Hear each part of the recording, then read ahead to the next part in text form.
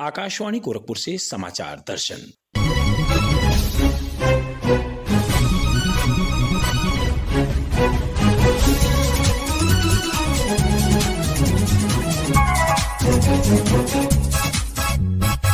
इस अंक में आत्मनिर्भर भारत की ओर बढ़ते कदम।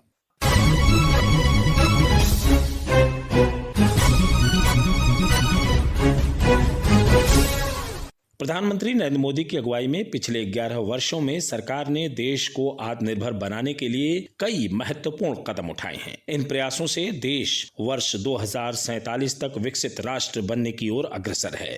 इस संबंध में प्रस्तुत है हमारे संवाददाता शैलेंद्र शर्मा की वरिष्ठ पत्रकार रणविजय सिंह से खास बातचीत। 79वें स्वतंत्रता दिवस पर प्रधानमंत्री नरेंद्र मोदी ने रक्षा, प्रौद्योगिकी, ऊर्जा, अंतरिक्ष और विनिर्माण के क्षेत्र में हुई भारत की प्रगति की जानकारी देते हुए आत्मनिर्भर भारत को विकसित भारत के लिए जरूरी बताया था और ये बात सरकार के कामकाज, नीति और योजनाओं में भी दिखी है। पिछले 11 सालों में प्रमुख क्षेत्रों में देश को आत्मनिर्भर बनाने के सार्थक प्रयासों के बड़े परिणाम भी देखने को मिले हैं। मौजूदा वैश्विक स्थितियां भी यही संकेत दे रही हैं कि आत्मनिर्भरता बहुत जरूरी है। ऐसे में सरकार ने कैसे रणनीतिक स्वायत्तता, स्वदेशी और आर्थिक चुनौतियों से निपटने के लिए राष्ट्रीय शक्ति सम्मान को बढ़ाने के आत्मनिर्भरता के प्रयास किए हैं और इन्होंने कैसे परिदृश्य को बदला है, आज इस विषय पर चर्चा करने के लिए हमारे साथ मौजूद हैं वरिष्ठ पत्रकार रणविजय जी। आपका आकाशवाणी पर स्वागत है। जी नमस्कार, बहुत बहुत धन्यवाद। आज हम आत्मनिर्भर भारत की बात कर रहे हैं, तो उससे पहले वैश्विक परिस्थितियों को देखें तो मुक्त व्यापार समझौते हो या फिर अमेरिका का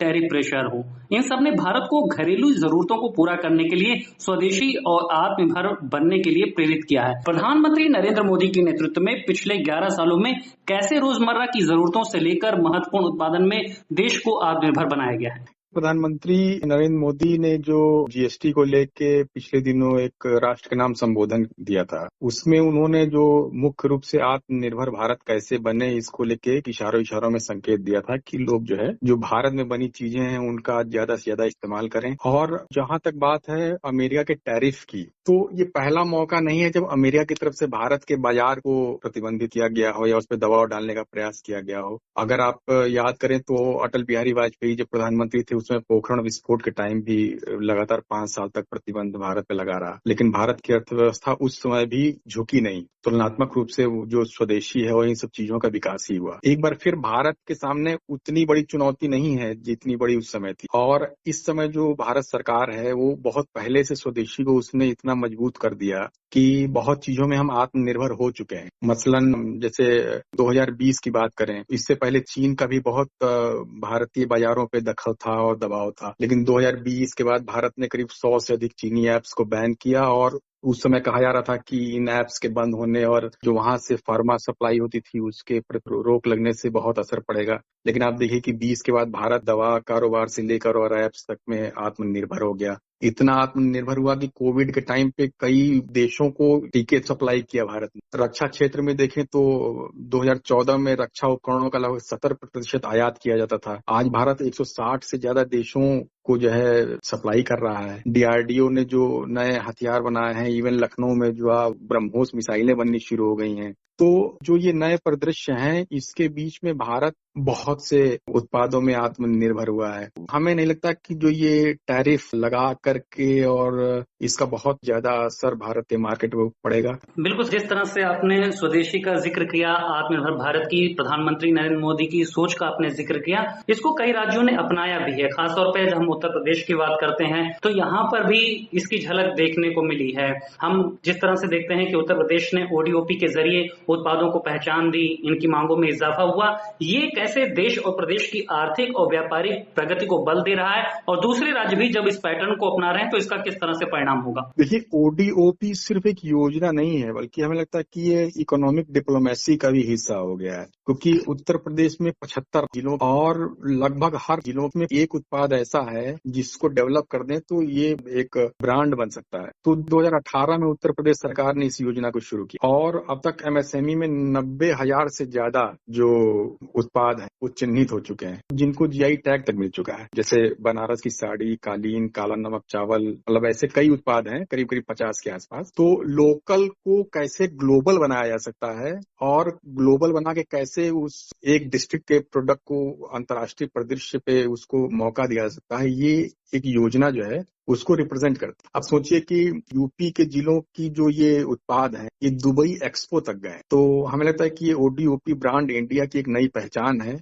और यूपी के इस प्रोजेक्ट को बाकी राज्य भी धीरे धीरे अगर अडॉप्ट करें तो वो भी अपने जिलों के उत्पादों को अंतर्राष्ट्रीय परिदृश्य पे ले आ सकते हैं और इससे लोकल लेवल पे रोजगार तो बढ़ता ही है और जो लोग इससे जुड़े हुए हैं उनको एक नया बाजार अंतर्राष्ट्रीय स्तर पर मिल जाता है, तो उनकी आर्थिक स्थिति भी सुधरती है। बिल्कुल सर, अभी आपने सर बातचीत में लखनऊ में ब्रह्मोस मिसाइल के बनने का जिक्र किया था। आत्मनिर्भर भारत रक्षा क्षेत्र में भी बने, ये बहुत महत्वपूर्ण हो जाता है। हाल ही में जिसकी झलक हमें ऑपरेशन सिंदूर के दौरान भी देखने को मिली थी। रक्षा क्षेत्र में भारत में निर्मित हथियार, मिसाइल, एयरक्राफ्ट ने कैसे देश को दुनिया में मजबूत किया है? सरकार के प्रयासों को आप कैसे देखते हैं रक्षा क्षेत्र में आत्मनिर्भर भारत की सोच को आगे बढ़ाने की दिशा में? ये रक्षा क्षेत्र में जो काम हुए हैं वो तो हमें लगता है कि ऑपरेशन सिंदूर में जिन हथियारों का इस्तेमाल हुआ उससे भी काफी कुछ झलक मिल जाती, क्योंकि इस युद्ध में जो तेजस था, थ्रू हेलीकॉप्टर था, अर्जुन टैंक थे, आकाश मिसाइल सिस्टम है, आईएनएस विक्रांत जो बाद में तैनात किया गया था समुद्र की तरफ से, ये सारी जो ये हथियार हैं ये ऐसे हैं जो आत्मनिर्भर भारत के एक मॉडल है। और युद्ध खत्म होने के बाद तो रक्षा मंत्री राजनाथ सिंह जी ने सूचना दी थी कि 15 से 20 देशों ने ब्रह्मोस की डिमांड कर दी कि हमको जो है ब्रह्मोस चाहिए। तो एक तरफ जहां हम लोग कभी हथियार खरीदने वाले देश थे, अब हम पिछले 10-12 सालों में हम हथियारों के सप्लायर हो गए। रक्षा निर्यात में अगर आंकड़ों को अगर मैं जिक्र करूं तो 2014 में भारत का रक्षा निर्यात करीब करीब 2000 करोड़ से कम था, लेकिन 23-24 में यह बढ़कर 16,000 करोड़ से भी। और ये ऑपरेशन सिंदूर के बाद तो जो भारतीय हथियारों का प्रदर्शन हुआ एक तरह से, उसके बाद तो इसमें और बड़े पैमाने पर इजाफा उम्मीद है। बिल्कुल, अब केवल मेक इन इंडिया की बात नहीं हो रही, मेक फॉर वर्ल्ड की भी बात हो रही है। रक्षा क्षेत्र की बात हम कर रहे हैं, उत्तर प्रदेश की इसमें काफी भागीदारी बढ़ी है। आपने भी जिक्र किया था कि ब्रह्मोस मिसाइल बन रही, और न केवल ब्रह्मोस मिसाइल बन रही बल्कि उसमें जो उपकरण प्रयुक्त होते हैं, चाहे हम टाइटेनियम की बात कर लें या दूसरी, वो भी बन रही है। अमेठी में AK-303 राइफल बन रही है। HAL यहाँ पर अभी हमने देखा MiG-21 आर्मी से रिटायर हुआ है और उसकी जगह जो तेजस मार्क 1 बन रहा है उसके उपकरण भी यही लखनऊ में बन रहे हैं। तो ये जो सारी चीजें हो रही हैं, उत्तर प्रदेश जिस तरह से रक्षा क्षेत्र में भारत को आत्मनिर्भर बनाने में बड़ी भूमिका अदा कर रहा है, ये कितना जरूरी हो जाता है राज्यों की भूमिका के लिहाज से जब हम रक्षा क्षेत्र में आत्मनिर्भर बनने की बात करते हैं? रक्षा क्षेत्र में आत्मनिर्भर बनने में यूपी की इस समय बहुत ही स्ट्रेटेजिकल स्थिति है, क्योंकि जो है जैसे बात करें उत्तर प्रदेश के डिफेंस इंडस्ट्रियल कॉरिडोर की, तो ये 6 नोड्स हैं। इस 6 नोड्स में अलीगढ़ है, आगरा है, झांसी, कानपुर, चित्रकूट और लखनऊ। और इस पूरे बेल्ट में जो है 2 जगह तो उत्पादन शुरू भी हो चुका है।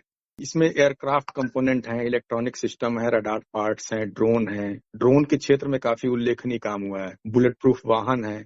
भारत रक्षा क्षेत्र में दुनिया का चौथा सबसे बड़ा सैन्य खर्च करने वाला देश है। 2024 में करीब 83 अरब डॉलर का बजट था इसको लेके। इस लिहाज से भारत का आत्मनिर्भर हथियारों के लिहाज से होना बहुत जरूरी था और इस दिशा में बड़ा उल्लेखनीय काम हुआ है। तो रक्षा क्षेत्र से आगे बढ़ते हैं और तकनीक की ओर आते हैं। वर्तमान दौर कहा जाता है तकनीक का दौर है, जब AI पर जोर दिया जा रहा है, गैजेट्स पे जोर दिया जा रहा है, तो सेमीकंडक्टर एक बहुत महत्वपूर्ण उत्पाद हो जाता है। कोरोना काल में हमने देखा कि जब सेमीकंडक्टर की सप्लाई चेन प्रभावित हुई तो भारत ने इसका महत्व समझा और इस महत्व को जरूरी समझते हुए सेमीकंडक्टर और उच्च तकनीकी नेतृत्व में आत्मनिर्भर बनने की दिशा में प्रयास भी किए गए। भारत 2025 के अंत तक made in India semiconductor chips launch करेगा, ये घोषणा हुई है। ये कितनी महत्वपूर्ण हो जाती है और इसमें जिस तरह से उत्तर प्रदेश की भूमिका भी है, नोएडा में भी इसका उत्पादन होगा, ये वर्तमान परिदृश्य में कितना जरूरी हो गया था? ये बहुत जरूरी, बहुत पहले समझ में आ गया था भारत को कि इस दिशा में आत्मनिर्भर होना बहुत जरूरी। कोविड का आपने जिक्र किया, उस समय तो इसको गंभीरता से से महसूस किया गया।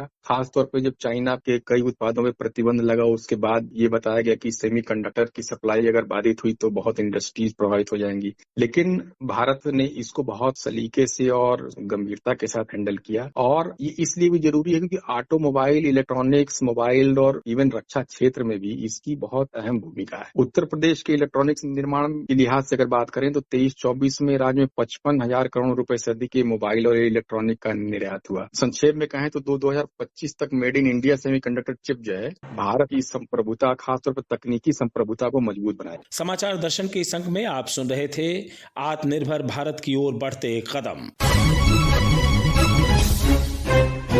इसी के साथ संपन्न होता है समाचार दर्शन का यह अंक। संपादन प्रेमचंद्र गुप्ता और वाचन वेद प्रकाश पाठक।